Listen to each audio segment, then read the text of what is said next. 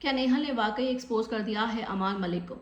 एक इंटरव्यू में एक क्वेश्चन पे अलग रिस्पांस और दूसरे ही इंटरव्यू में एक अलग रिस्पांस नेहल चुदासमा का सामने आया है, जहां पर उनसे सवाल किया गया कि एक फुटेज है कि आप बैठी हुई थी डेन्यू एरिया में, जहां पर आपके साथ अमाल थे, बसीर थे। बसीर ने आपके सर पर अपना सर आपके लैप पर रखा हुआ था और एक डेरोगेटरी कमेंट पास किया अमाल ने फॉर फरहाना भट्ट, जो कि था RANDI, जिसे म्यूट कर दिया गया और कहा कि इसकी बेटी।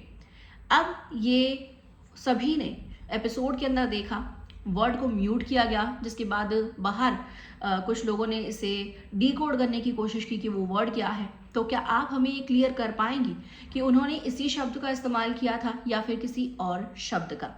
अब एक इंटरव्यू में यहाँ पर ये हो रहा है कि अगर अमाल ने कुछ कहा फरहाना के बारे में तो मैंने आवाज़ खड़ी की, मैंने अमाल को सुनाया, अमाल के बहुत मुंह से इस तरह के शब्द निकल जाते थे, अब्यूज़ करता था, फलाना एंड ठिकाना।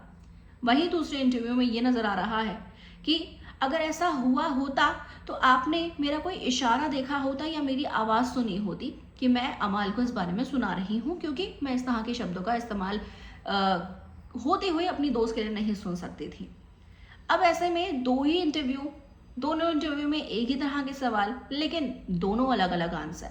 तो क्या अमाल को कहीं बदनाम कर रही हैं, कहीं बचाने की कोशिश कर रही हैं? आखिर कंफ्यूजन क्रिएट कर दी है नेहा ने कि अमाल ने वाकई उस शब्द का इस्तेमाल किया था फॉर फरहाना या फिर नहीं, क्योंकि लोग अब इस बात पर अमाल को सोशल मीडिया पर जमकर ट्रोल कर रहे हैं कि उन्होंने शब्द यूज किया ही था, हम तो बोल ही रहे थे, वो तो है इतना घटिया।